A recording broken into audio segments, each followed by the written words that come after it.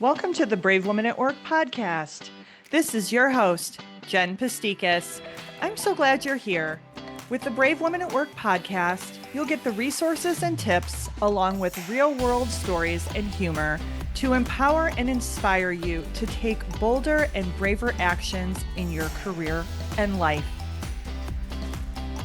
Welcome to the Brave Women at Work podcast. This is your host, Jen Pasticas. I'm so glad you're here. Well, hey everyone, how are you doing out there?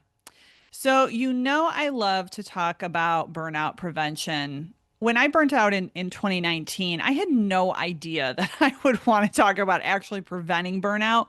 But once I went through it, it just felt like part of my life's calling is to help other women prevent it from happening to them, if possible. And if they were already in burnout, how could they heal as quickly as possible?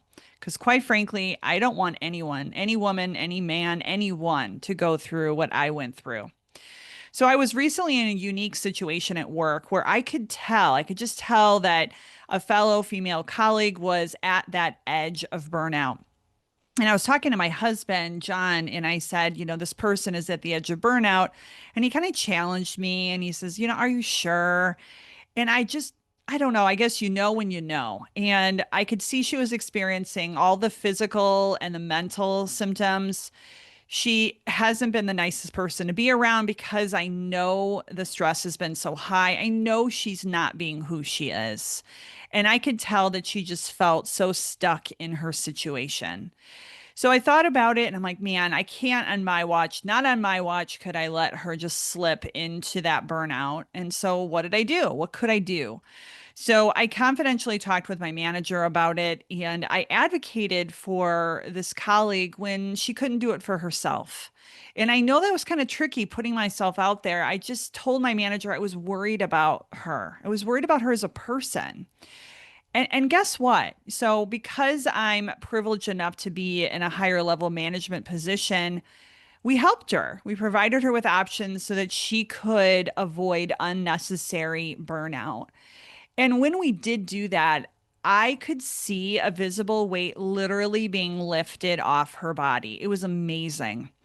And she smiled a deeper smile. I could tell that her body was kind of releasing some of those layers of tension that it was holding. And it's been a privilege to behold. And that I'm so happy that I know enough about burnout to recognize the signs so that I can help others. And quite frankly, I share that story. It's because it's not about me. It's just part of my life's work to help other women, other people, just prevent that from happening to them. So, my guest today, Marissa McKool, who calls herself the public healthcare burnout coach, is deeply informed on burnout as well. So during today's show, Marissa and I chatted about, is burnout innate in some people, or is it brought on by our environment, like nature versus nurture? I've always been a perfectionist or a recovering perfectionist. So I thought, well, maybe it's my quote unquote fault, right? It's how I'm wired. And I was just always steering my car towards burnout. What are the signs and symptoms that Marissa sees with her burnout clients? What are some of the special techniques and the coaching tools that Marissa uses to help her clients in the healing and ongoing recovery process? Because I will say it has been for me an ongoing recovery. It's not like I take a pill, like an antibiotic, and I'm like, sweet, I've checked that box. It just keeps on going, it keeps on unfolding. Is burnout always stored as trauma in our bodies, or can it completely go away? Our shiny object syndrome, which is how I struggle with this, like oh, squirrel, new idea. Oh, I can do that. Like that's what shiny object syndrome is, and burnout related, and so much more. So here's more about Marissa.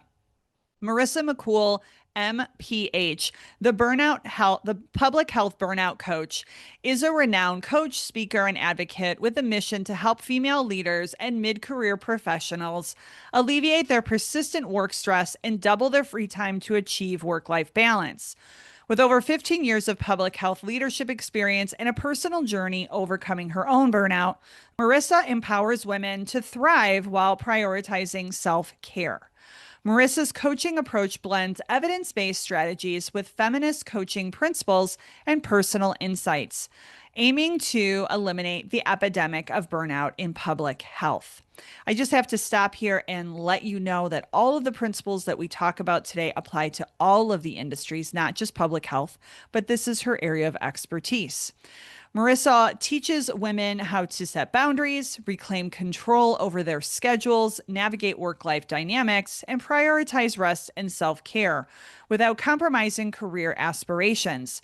Her clients experience profound transformations, achieving professional milestones like promotions, significant salary increases, and improved well being.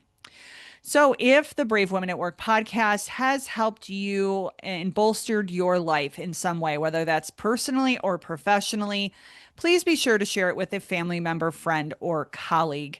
And if you can do me a favor, if you can take 5 minutes to leave a rating and review, I would so appreciate it. All of those ratings and reviews, of course, they help the show gain traction and continue to grow. But it also is just so encouraging for me to hear your feedback. So if you've already done that, I thank you so much. Also, if you haven't yet downloaded any of the freebies from my website, check them out at bravewomenatwork.com. The three freebies are 24 career and leadership affirmations, 5 ways to managing your imposter syndrome, and getting paid 10 negotiation tips. These are workbook style guides, so you can complete them at your own time. And again, they're entirely free. So go check them out at my website, again, at bravewomenatwork.com. All right, let's welcome Marissa to the show. Well, hello, Marissa. Welcome to Brave Women at Work. How are you today? I'm great. Thanks so much for having me. I'm really excited to be here. So, why don't you tell us a little bit about you and the work you do and kind of more about your background story? Yeah, so I've spent pretty much my whole career in public health. I think a lot more people know what public health is since the pandemic, but just to kind of clarify, not necessarily like as doctors or nurses, more like the CDC, state and local health department, researchers on that side of it. And I did work from sexual violence prevention to reproductive health. I was in leadership, evaluation, like you name it, I did it, government, academia. And in 2017, I hit burnout pretty bad. And I tried all the things to get out of it, all the things they tell you. Some of it helped temporarily, but not permanently. And I ended up working with a coach who taught me some skills about how to really get out of burnout myself without relying on things outside of me. And let me tell you, it transformed not just my burnout at work, my relationships and dating with my Mm, family, with friends, so many things because our brain comes with us no matter where we go. And so mm-hmm, when the pandemic hit in 2020, working in public health, all of our workloads went up. And I was looking around and realizing, wow, I am way less stressed, way less anxious than everyone else around me. It's not because I'm a special snowflake. I realized, oh, I'm the only one who has these tools and these skills. And so I started coaching other women in public health and then started a business doing that. And funny enough, now we're kind of in another kind of chaotic time in public health, and it's super needed right now as well. So that's kind of been my journey. okay. And why don't you, if you feel comfortable with us, so everyone knows on the podcast, if they're a longtime listener, I have a soft spot for this topic because I too faced burnout in 2019. So why don't we kind of either trade stories or tell me about how you knew you were in burnout or what was happening for you? Yeah, to be honest, I did not know until after I got out of it, which I think is pretty common. Huh. And for me, with my clients, I see this a lot. Sometimes it is just work that creates burnout, but a lot of times it's more than work. So for me, my mom had gotten really ill and I moved home to take care of her for several months. I went through a breakup. I switched jobs. I moved across the country. And then I moved into a job that had not enough staff, not enough funding, not great leadership. And it was like everything was colliding at once. And all I knew was that I was so miserable. But to everyone outside of me, it looked like I had a great career. I was thriving. But on a Sunday outside, when I'd get an email from work, I would start crying. I wasn't in trouble. I didn't miss anything. It wasn't urgent, but the emotions were so heavy, I would just start crying. And all I knew at the time is I didn't want to feel that way. And being a overachiever, type A person, I was like, I'm going to figure this out. I'm going to figure out how to get out of this and feel better. And it wasn't until I started to feel better and find the tools that worked for me that I realized it was burnout. And part of that was, I think, in 2017, no one was using the word burnout. That wasn't Hmm. talked about, especially in public health. Everyone else around me was just as stressed as me. So there wasn't really the language and discussion that there is now, especially, post-pandemic. Mm. And so I was the opposite. So Oh, okay. I was in the middle of like a health crisis. So like I just talked in front of a very large group of women yesterday, and it felt like an invisible wall. Like I could no longer move forward. And I had all of these health symptoms like all over the place. It started kind of like falling on top of each other like dominoes. And then I was like, oh, I think I'm in burnout. So mine was a little bit different and very protracted. Like I still feel like I'm sensitive to burning out. So I don't know after this first burnout if you feel more like a tuning fork, like when you know, and maybe you've just never allowed yourself to get there again. But now, as if I am overworking, I actually can feel like a tuning fork where I'm like, oh yeah, no, I'm getting too close. I'm getting too close over there. So do you resonate with that, or have you just put permanent tools in place where you've never even gotten close again?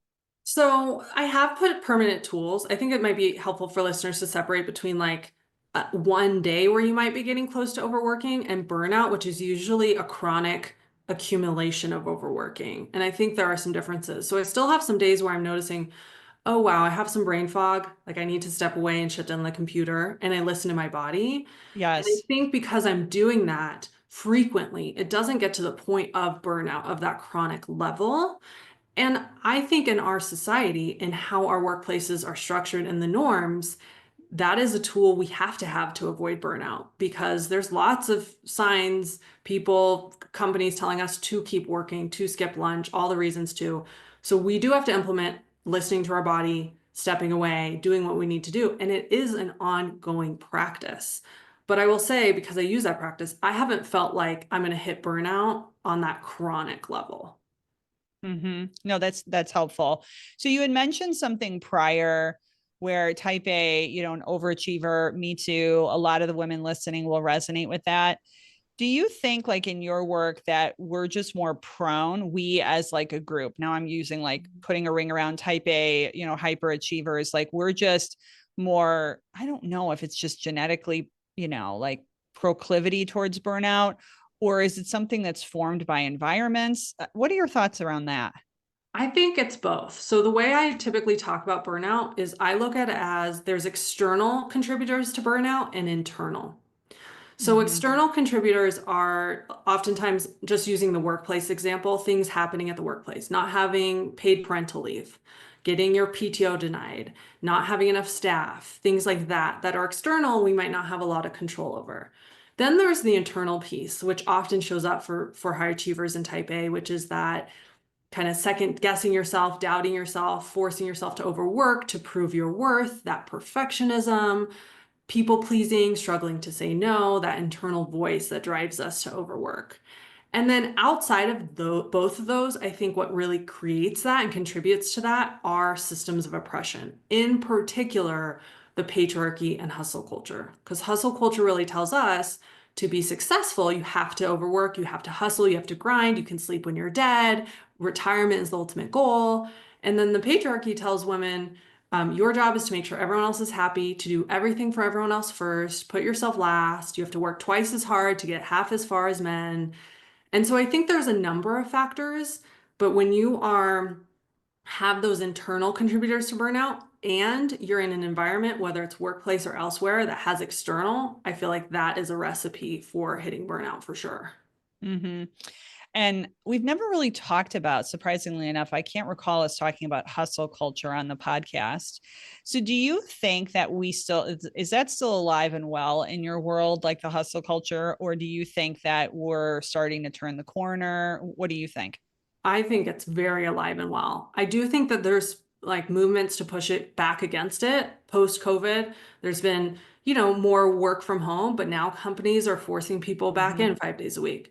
There Mm-hmm. were some studies looking at the productivity levels going up when you work 4 days a week. And there's been some lack of implementing that. So I think overall, I think it's still happening, but I think there are some movements to change that. And then the hustle culture is kind of pushing back. So I don't foresee it drastically changing overnight, but I do think there's some movement towards the right direction of addressing it. Mm-hmm.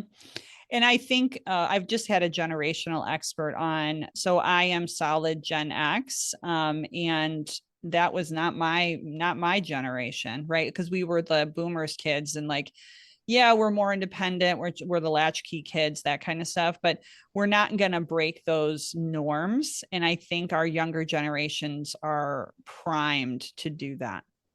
I think on a kind of societal level, yes. I will say a lot of my clients are Gen X, and even making those changes, no matter where you are in your life, can have such a huge impact. Even if you just do it for yourself Mm-hmm. without the societal changes, it has such a huge impact on your physical health. Like you mentioned, one of the biggest signs I see of chronic stress and burnout is losing hair, struggling to sleep, psoriasis outbreaks, all those things. So making those changes even individually to not hustle, not overwork, to set boundaries, to say no, to push back, has such tremendous impacts on an individual level to reduce the health impacts, the mental, emotional health, and so many other factors. So I'll use myself as a guinea pig here. I find myself, and maybe you just learned your lesson, and I'm the one who needs to learn multiple times. We'll see. But I find myself like in stressful situations, I bounce back to what I would consider that negative baseline. So I, in my mind, know, oh, I really need to take time for myself. Oh, I really need to hit the mat and meditate. Oh, I really need to blah, blah, blah, take a walk. I need to take a lunch break and not eat at my desk and all kind of stuff. And then when the work piles on, I go back to bad behavior or old behaviors. Do you think that's just human nature, or do you think there are ways to kind of really break those patterns? I think there are definitely ways to break those patterns, but I also think because of the society we live in, even me, I still have to use my tools regularly. So sometimes it's not like, oh, breaking the pattern for good. Sometimes that happens, but a lot more of the time it's continuing to use the tools. So for example, like I'll use one of my examples where one of my things I did when I was burnt out is I never ate lunch. I always worked through my lunch. It was always like, I have to get this done. I don't have time. And what I have done since getting out of burnout, and this is a practice I some days have to really use, and some days it comes naturally, where when I notice I'm noticing my hunger cues, my brain has a desire to keep working. I have to coach myself in that moment because what happens is I kind of have two sets of thoughts. One is I need to step away and nourish my body, and one is that thought that comes from hustle culture. Keep working, you're almost done. Once you're done with this, and I essentially have to coach myself to be more rooted in the I need to eat, it will energize me, it will help me be productive later, rather than just kind of defaulting to that part of my brain that's trying to talk me into keep pushing past my physical limits. Mm-hmm. And I do want to hear your tools for sure, because I think this would be super helpful. However, before we get there, so let's say that you did the opposite where you did stay at the desk. I'm sure you've had times where you stayed at the desk and you've overworked and then you're starving, or you just, or I mean, I've done it. You work right through your lunch and that's not good at all. So then you can, in this group that listens right to this podcast, we're now beating ourselves up. So not only did we not take the break, but now we're beating ourselves up as perfectionists, saying like, oh, I should have, nah, right? So how do you get through that? Because it becomes like a vicious cycle that just reinforces that negative pattern. Yeah, and that can happen even if you do take your lunch. Because the flip side can be like, oh, well, now you're behind and everyone's Yes. gonna think you're slacking and you're being lazy. And I think the first step is recognizing that A, those thoughts, but B, those feelings, whether it's guilt or shame, are not signs from the universe you did something wrong. I think often our automatic response is to see it as some sort of indicator. Something's gone wrong, we've done something wrong. That's not what it is. Often I find it is an outcome of our internalization of the patriarchy and hustle culture. So like it sounds like our voice and it feels so true, but it's really just a reflection of what society has been telling us. It doesn't mean it's true. Mm. We believe it's true only because we've heard it so much and we've internalized it into our own voice. So often when I work with clients, what we start with is number one, seeing the guilt or the shame or whatever you're feeling and practicing not believing that it means something, that it means you've done something wrong, that it's telling you some truth from the universe, and practicing that. And then once being able to separate a little bit from attaching to believing it means something, being able to reduce it so it feels less intense. And Mm, then eventually being able to get to the place where you don't feel that guilt or you don't feel that shame. But it does take time because we've been told, like from hustle culture, if you're not working all the time, if you're not getting all done, you're lazy. We've mm-hmm, been told as women, you got to put everyone else first. So if you take care of yourself, you're being selfish or you're letting someone else down or you're burdening someone else. mm-hmm. And that just shows up in our brain in these little voices as like, oh, you shouldn't have done that. You took too long. Now they're going to be mad at you. And it's our voice and it sounds so true and it feels so true. And so just practicing that, oh, this doesn't mean anything's gone wrong. This is exactly what systems of oppression want me to be thinking and feeling. So then next time, not only do I beat myself up the whole time and feel terrible, but next time I'm definitely overworking and I'm definitely not treating myself nicely. So I think I'm hearing like the idea of like reframing. So if that voice comes up saying, okay, no, this is not me, right? This is a voice of oppression, like separating yourselves, or I'm hearing a separation. How can you notice and separate from it so that you understand it's not you? Yes, which is a skill of itself because we're not really taught that. Like we have, I don't know, 4,000 to 60,000 thoughts a day, many unconscious, but we kind of just listen to them as if it's reporting the news, as if they're just facts. For many of us, especially when you're burnt out, and this is where I started, most of my thoughts were really negative, especially about myself. Mm-hmm. And so just learning that, oh, these aren't necessarily true.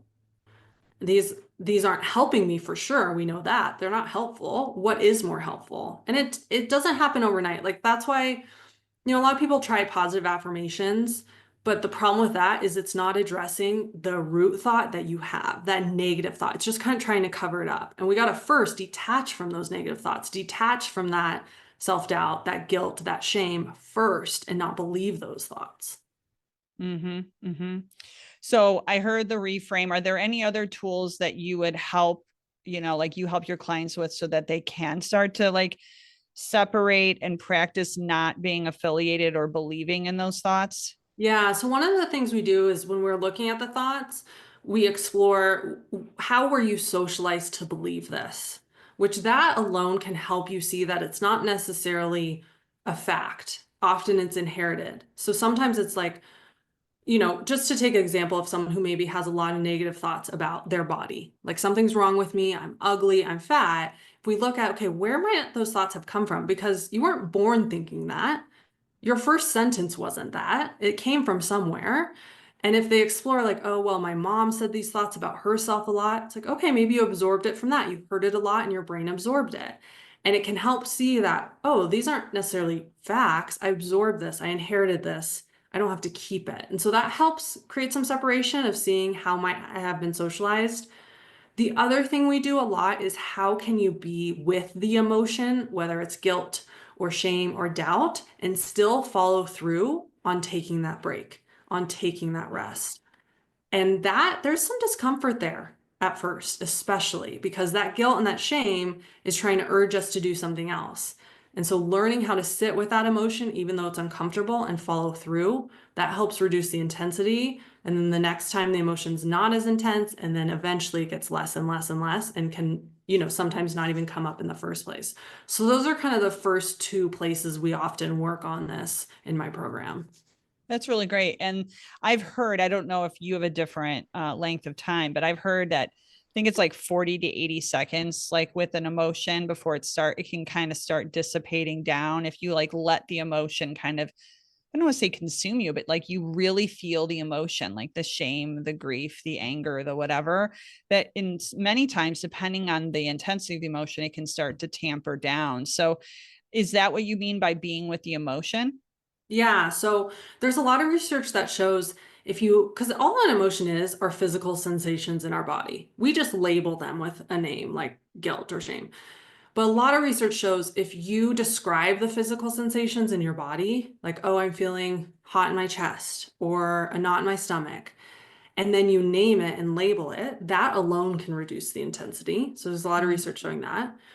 Sometimes it still stays intense. Like I've had periods, especially for me, shame has been one of my biggest challenging emotions where I felt shame all day, but the difference was I wasn't resisting it. I wasn't making it mean something's wrong with me. I was like, "Oh, here's shame.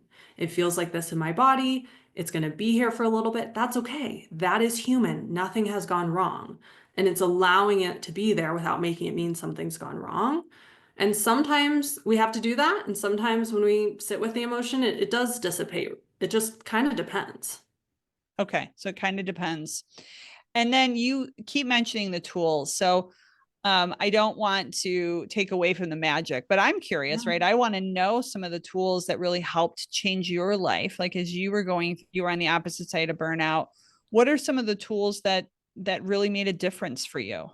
Yeah. So one of the biggest things that really, really helped me, because when I was in burnout, the main emotion I felt was resentment. Mm, I just resented my leadership. I resented my family. I resented so many things. And one of the things that really helped me was to practice reminding myself there's nothing I have to do. I mean, as an adult mm, with free will, I don't have to pay taxes. I don't have to eat salads. I don't have to go to work. I choose to. Everything we do is a choice. When I first mm, started using that tool, I hated it. I resisted it. I fought with my coach about it. But the more I used it and the more I reframed from I have to, I can't, to I'm choosing not to. Number one, it put the power back in my hands, which I had the whole time. I was just ignoring. And then it gave me the power to make a different choice if I wanted to. And I stopped blaming things outside of me, which I have no control over, and stopped waiting for those things to change and refocused in where I had control. So that was the kind mm, of the first piece that really helped. And then the second piece, once I used that tool enough where I really believed it, then when I was facing a challenge, I would often create a list of what's in my control and what's out of my control. So often when we are stressed or anxious, we want to hyper focus on what's out of our control. Well, they said this, or they shouldn't have done this. And, it feels very righteous. It can even feel productive sometimes. We might vent with our colleagues about it, but nothing actually changes when we focus there because we can't force other people to change or policies to change. So when I was able to write down a list, okay, what's in my control? My actions, my inactions, what I feel, what I believe, my decisions. The list was actually so much longer and then I had so much more agency. Okay, what decisions do I want to make? What choices do I want to make knowing this is happening? mm. And I think both those tools really speak to taking back your agency and your power and your control over your life and feeling more in control, even if you're facing challenges, even if there's things happening you don't agree with, even if there are things happening that are impacting you directly. So those were kind of the first two for me that really helped me. Part of that is because I was so in resentment. That was where I was starting, really resenting and blaming everyone around me. So often I've read about this many, many years ago. And as soon as I read it, this social post, I was like, yes. And it was by Elizabeth Gilbert of Eat, Pray, Love. And she talked about tribal shame Mm. and the shame of the tribe, right? Our families, our dear friends, our spouses, like pulling us back and like what we should do. So I am with you on this. I love the idea of taking the power back, and sometimes it can be confusing. It's been confusing for me because I may think that I don't have power because I'm also trying to serve my tribe, whether Mm. that's my work family, right? People get so attached to, they don't want to leave jobs. I've been there, right? Where it's like, oh my word. And hello, the business will move on, right? When you're not there anymore. And every time I've left, they have moved on. I'm absolutely replaceable, just like all of us. But we get tied up into these social communities, whether it's work or personal. So, can you relate to that? Because I think it can distort our sense of power. Yeah, I think it's important to understand, and I'm glad you brought this up because this is one of the things that I talk about a lot in my work. So we have to understand a little bit about our brain and the neuroscience of our brain. We share the primitive part of our brain or the survival brain, the same part that our ancestors thousands of years ago did. That part that has the fight, flight, and freeze. And thousands of years ago, the only goal for the human species was to not die, literally, every single day. Make sure you're Yep. not eating the poisonous berry. Make sure you don't get kicked out of the tribe because you'll freeze to death on your own. Mm-hmm. And so all the decisions were based out of survival.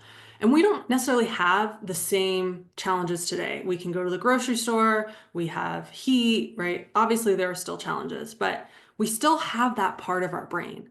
And often that part of our brain is lighting up and turning on and making decisions when we are not in a real life or death situation.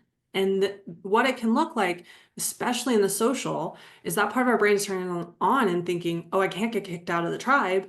I can't be ostracized. I can't be rejected. Because to that part of our brain, it feels like we're going to die.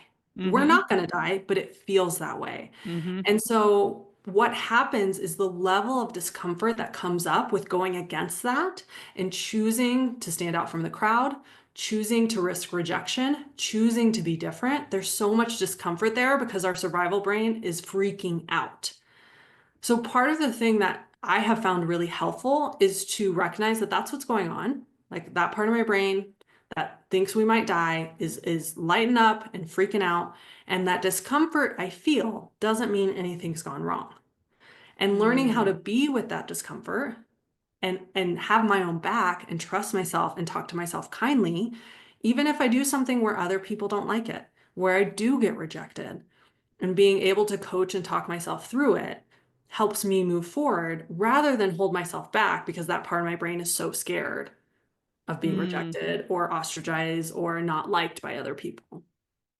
So, okay, I get it. So when you're talking, like, let's say our family, we're making a big change, we're burnt out, we need to do things differently in our life, we make a change, and our family sees this one way, and we're moving in a totally different direction, and like maybe our boundaries and saying no to something, and they don't like it, and they're like all ticked off about it. Instead of like boomerang back, it's like, again, the same rule of staying in the emotion.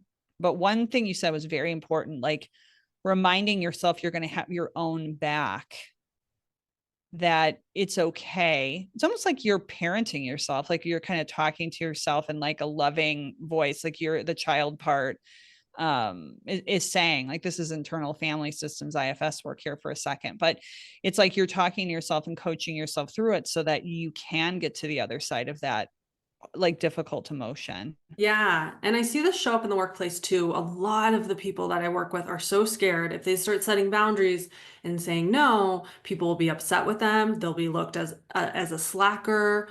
And often what we also have to do is remember we are changing our behavior, and that does cause a change for someone else. We don't have to adapt to them, but we can understand, oh, they have to go through an adjustment period too. This is new for them too. Maybe they'll come around, maybe they won't. But it has nothing to do with us and our decisions. It's just they're now going through an adjustment too. And Mm-hmm. then the other side of that is, at least in the workplace, what I see is a lot of times if someone is upset you're setting boundaries or saying no, more often than not, what is really happening is they have their own level of resentment and envy coming up. It might come out as frustration or rudeness, but there's a little bit of like, they wish they could do this. They Mm-hmm. want to be able to be going home at 5 p.m. They're upset that they're working through lunch. So in addition to like coaching yourself through it, allowing the discomfort, there's also the piece of recognizing, okay, they're a human who's experiencing a change. They're going through a period. That's them. That's not my problem. They can totally do that. And however they feel about it has nothing to do with me. Mm-hmm. Absolutely nothing. Right? It might be their resentment. It might be their envy. It might be them questioning themselves, but it has nothing to do with us. Mm-hmm. So one of the things I've learned, I don't know if you agree with this, but one of the things I've learned about burnout is, I mentioned yesterday in a speech I gave again, that I thought I could like mentally muscle my way through. And this was the scariest part of burnout for me, is I was like, oh, my nervous system is dysregulated. Oh, my body's not on board. Like my body's like rolling over in this direction, and my mind is like trying to move forward and like charge forward and keep working at this pace. And it was like disparate, and it was like not in alignment.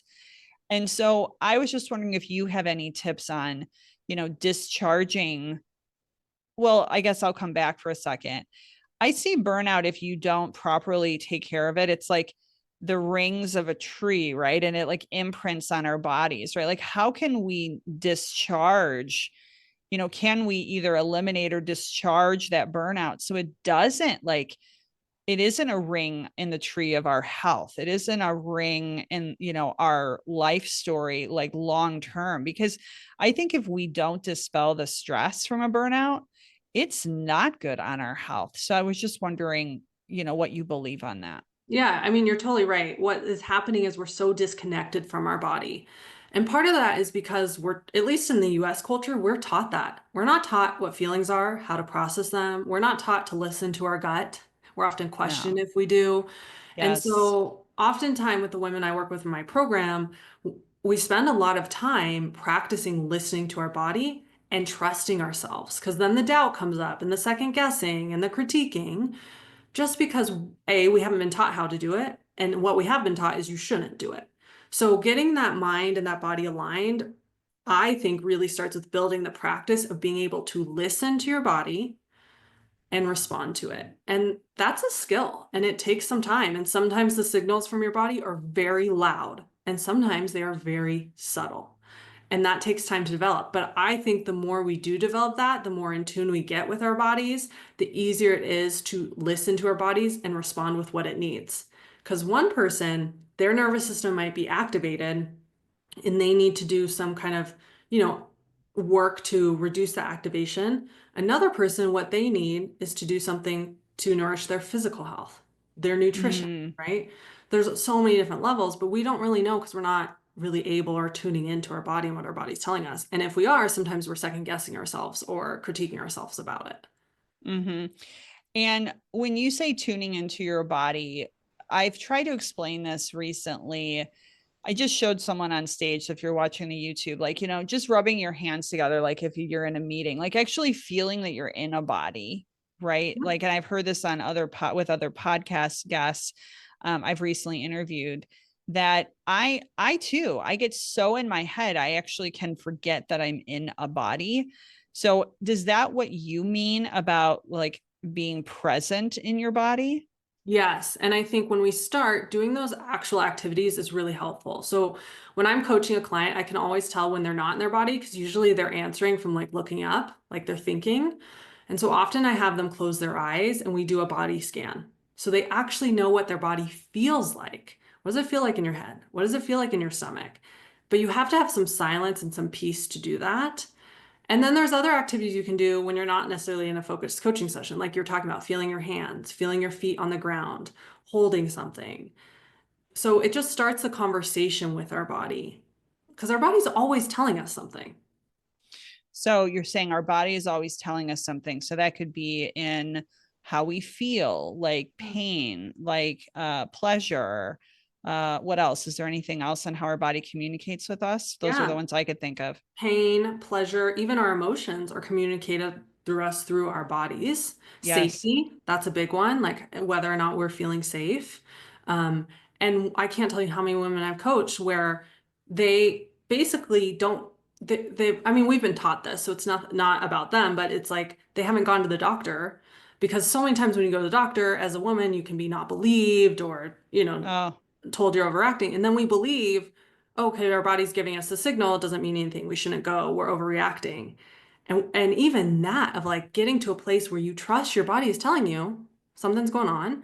And that even if the doctor's questioning you, you believe your body enough and you know it enough. And you know the difference between what is baseline, what is every day, and what is wrong. And what is your body telling you, hey, we got to take care of something. Something's going on. I mean, we hear stories all the time of women who've gone to the doctor over and over and being told nothing's wrong, and then they get a diagnosis years later that could have been well, prevented yeah. earlier. Or yeah, I mean, they keep pushing, faster in that timeline and they save their own lives, right? Like Yes. where they're like, no, no, no, there's something wrong. And I was blown away, not taking us too off the path, but I was blown away by when I learned that like those range baselines, right, that are in medical communities of like, yeah, I don't know if blood pressure is a good one, but like, they're all the ranges that we see on those like health tests.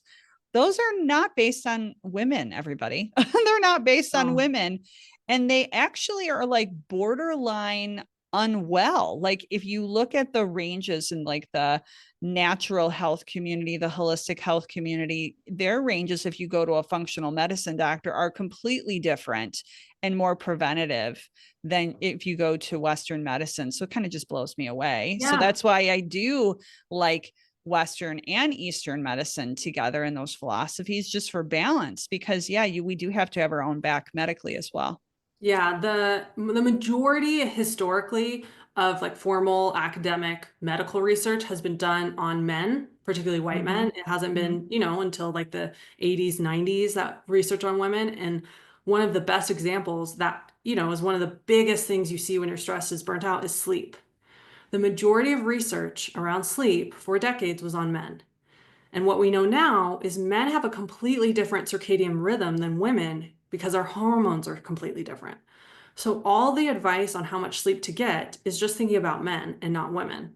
Hmm. So we've been told you should get like 7 to 8 hours a day. Now it's coming out with research that women really need 9 to 10 hours a day because their circadian rhythm is not on a 24-hour cycle like men's are. It's more based on kind of the hormones, especially around the menstrual cycle. And then when you get to perimenopause, which is way under research, and menopause, that shifts again. But we don't have a lot of research behind that because it's so understudied. Well, now I know why I need more rest. I was Yeah, just like, nothing's wrong ah, with you. I know, like, oh, I'm in perimenopause and I'm tired. Oh, yeah, I may need 9 hours of rest, which again, I'm not trying to say that it's not possible, but like in our society in the US, for those that are listening, like who can do that? Like, I mean, it's a little crazy. But so speaking about that, I think on its heels, I want to ask you about this. So I have gone through burnout. I've done a lot of healing tools. I run this podcast. Yet, when I have these spaces that are not frenetic, I get a little like, I don't know, uncomfortable, like where there's not as much activity, right? It's like a slower weekend, which some people like find delicious is the word. But for a lot of type A ambitious people, it's a little like uncomfortable. And I also, as a result, have something called shiny object syndrome. So Mhm. I'm a great idea generator, but what I still struggle with, and I'm learning this year for sure, is when I implement, like when I execute, do I execute or at all? And when I implement. And I was just wondering if you could talk to me about your beliefs on shiny object syndrome and how it relates to people that are on the road to burnout or healing from burnout at all. Yes. And so the first thing you said about like being a little uncomfortable with like things are slower, don't have as much going on, that was my reality I mean, I would literally force myself on a weekend to get up at 7 a.m., have like a list of 15, 20 chores to do. If I woke up a half an hour later, I berated myself. If I didn't get those chores done, I'd berate myself. The idea of having a Saturday and not having it jam-packed was so foreign to me. So, Yes. so foreign and so uncomfortable. And what I first had to do is just practice being with that discomfort and not taking action from it. And so with the shiny object syndrome, I think it's very similar where what is really happening, and this happened the last 2 years of my business. I was on this shiny object syndrome, like chasing different things in my business, doing different things all the time. And so I've been thinking about this a lot. And one of the things I think that happens is we're avoiding that discomfort. Now, for some of us, that discomfort is guilt that we're resting, guilt that we're not doing anything, which that was Mm, me when it came to Saturday chores. For others of us, it's shame that we should be doing more, that we're not doing enough. mm, Sometimes it's doubt that what we're doing is not good enough, it's not going to work. And so often we're trying to outrun that discomfort, that emotion, and we're mm, trying to look for something else that will get rid of it. And what happens, and the reason we keep going to the next thing is we get to the next thing, we start doing it, we feel good at first, because that's when you start something, that's when you're the most motivated, most excited. mhm, mhm, And then that discomfort comes back, and that doubt, and that fear, and that shame. And then we're like, well, let's run away from this. And it's very unconscious. And this was in my business, for me, it was fear. Every time I would try to do something, I was afraid it was going to work. Then I'd try something else that maybe would hopefully work without You the were afraid it was going to work. You not actually gonna want, work. oh, not going to. I was like, wait, Yeah, you were afraid because people can be afraid of success. totally, But totally. you said you were afraid of the failure. So you're like, well, what about this? And what about this? And what about Yes. this? And I see this with a lot of entrepreneurship friends as well. And we're just trying to outrun our own doubt, our own fear, our shame, but we can't. It comes with us. So then it becomes, how can I follow through Mm-hmm. and be with this discomfort and be with this emotion? And for me, this year, 2025, that is what I'm practicing in my business, like sticking with the doubt, sticking with the fear, sticking with the shame. It is uncomfortable. I'm not going to lie to you. It is so uncomfortable. But I have made so much more progress than I have in the past couple of years because I'm sticking to it. I'm following through. I'm troubleshooting. I'm learning. I'm doing something else. I'm growing rather than trying a bunch of million different things that I end Mm-hmm. up, not really making progress on or being fulfilled by. Okay, I've got to still work on that because so when you have that idea, kind of just rounding that out, right? So you have the idea. So how have you developed the discipline? So let's say you write that idea, and in corporate speak, we call it, it's just like such a cliche now, the parking lot, right? Like we put it there. So how do you park that idea and know, like, hey, I've got to really focus on this. I'm committed to this, not to that. If it's meant to be, I'll come back to that later. That's discipline. So, how are you working with that discipline? For me, there's kind of two things. One, it really is working with the discomfort and being willing to sit with it. And two, I've been practicing thoughts that are helpful for me. Now, these might not be helpful for everyone listening, but for me, the thought I practice is this is the part where I don't quit. So that's my goal essentially, is to not quit and not try something new, right? Just stick with it. And that was really hard in the beginning. Like, I mean, painfully hard. But what has happened for me at least is when I sit through the discomfort and I don't quit and I do the next thing, I'm like, "Oh, I can do it." Like I just did proof of product, proof of evidence, right? Proof it's Yes. possible. And it gives me a little bit more motivation that the next time I feel the discomfort, that I can sit with it and move through it. And then when I do that again, I have a little bit more belief that I can sit with it and move through it. And the more I do that, then the more progress I'm also able to track of like, oh, look at that success. Look at that growth. Look at that progress. And so now I can use all that, all the progress, all my Mm-hmm. ability to motivate me. But in the beginning, it was honestly just like, I'm sitting with it. This is the part where I don't quit. I have my own coach. I would get coaching by my coach. I have a therapist. I get help with my therapist. Like in the beginning, it was a lot harder, I would say, to do on your own, that the discipline's not there. So you do need those support systems often. Mm. Yeah, I tell everybody, they'll ask me, like, well, how do you do all this? I'm like, I have a village. I have a small village of supports. That was one of the biggest takeaways for me is that I couldn't do it by myself. Yeah. So I went to a therapist before the burnout and I tricked myself into believing I was quote unquote okay. And then I disappeared from my therapist because I put myself at the bottom of the list. And now I'm like, oh no, like I need my people. If I'm blessed enough to have these resources, I need to have my people because that was a lie that I told myself. Well, it's a lie society tells us because think about if you just even history, like historically before modern day, like we never did anything by ourselves. We were always in community, supported by community, Mm-hmm. and kind of, the Western world, particularly America, has developed this really individualist like ideology that is really not the way humans were designed. I mean, think about when we were hunter-gatherers, we were in groups. Like we weren't really designed to just do it all yourself. Mm-hmm. And even that's a myth in America. Like anyone who's had success, they didn't do it on all themselves. They had some support, whether it was their teachers or their family or a bank loaning them money or anything else. Like it's kind of just a myth we've been told. Hmm. So I wanted to switch gears because I wanted to ask you about a certification you have, and then we'll ask a few final questions. But I saw on your website that you are a feminist coach. I saw that at the bottom. I've never heard of this before. And I'm like, well, should I get this one? Should I get this certification? Here I am again, like shiny object syndrome, Marissa. Tell us about what that is and why you decided to get that certification. Yeah, so it's basically, you know, especially for those who maybe aren't as familiar with coaching, coaching is really where you get support to kind of improve your current life and move forward towards bigger goals, typically when you Yes. compare it to therapy.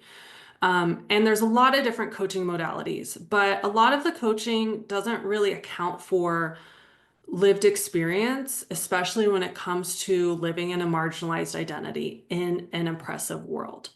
So this certification was really around how do we coach understanding ableism, white supremacy, homophobia, the patriarchy, hustle culture, and our clients' individual lived experience with their identities, whether it's as, a Black woman, someone with ADHD, and how they navigate the world and what the world is telling them.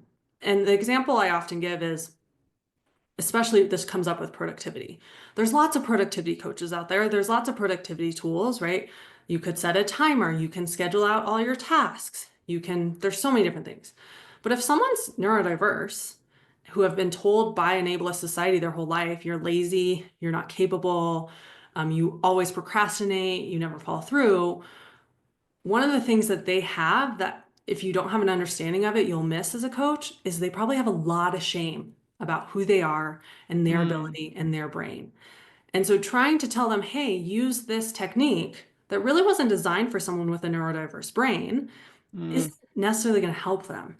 And so in that case, it's like, okay, let's talk about the shame. Let's get rid of that. Nothing's wrong with you. You have a great brain and reducing the shame. And then when we do that, then we can together co-collaboratively find solutions that work for them.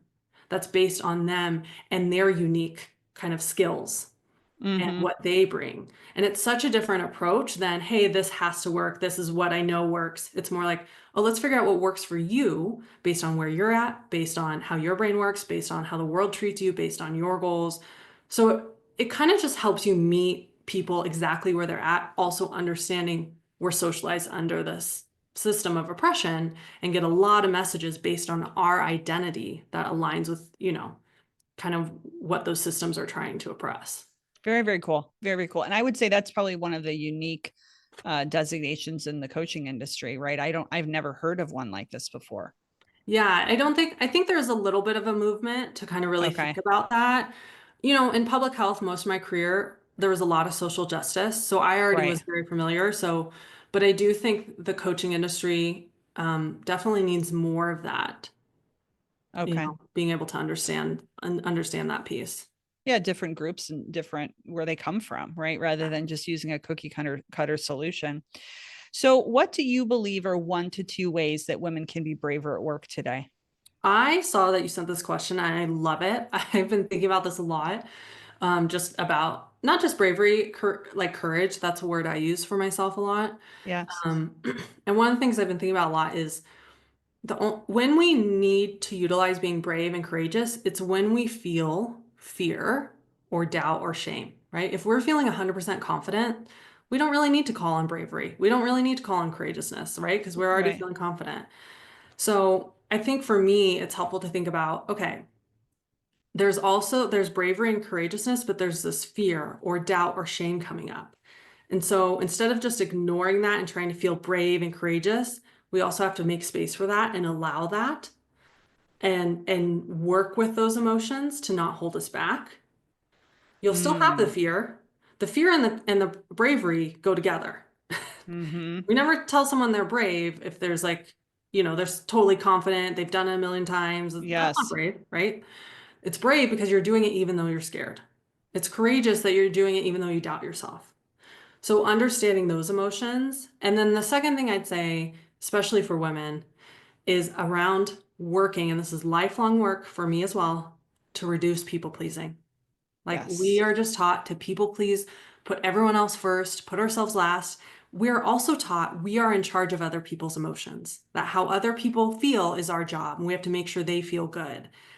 And choosing to stop people pleasing, practicing that, learning how to do that does take bravery and courage because we're told we shouldn't. We're told something's wrong with us if we should. So that fear, that doubt, that shame comes up. But I think especially women who like have big goals, who are high achievers, what holds us back so often is people pleasing. And it is courageous to say, I'm not going to do that anymore. And I might get rejected And there might be people upset with me, but I'm going to trust myself and put myself first and go after my goals.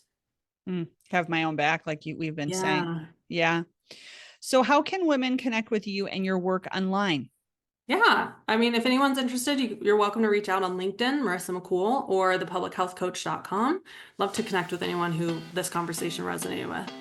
Well, Marissa, thank you so much for a fellow burnout survivor, for someone else in the trenches doing the work. I so appreciate you being on the show today.